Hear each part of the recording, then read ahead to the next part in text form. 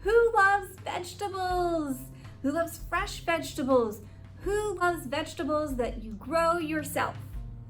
Well, hopefully everyone says me, because these are so much fun to do at home. You don't need a lot of space. You don't need outdoor space. You don't need soil. They're very easy to do. It's called a kitchen scrap garden. You just take your kitchen scraps, put it in water, and then you've got your own little garden. Now, it doesn't work for all kitchen scraps, but celery, lettuce, tops of carrots and radishes, avocado seeds.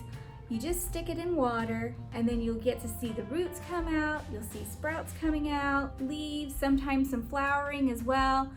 And it is so much fun. And then you can watch it grow, and then when it's done growing, you can harvest and you can eat your own vegetables that you made from your kitchen scraps. Here's a little bit of what I've been able to do at home during the social distance learning time, and you can do it as well.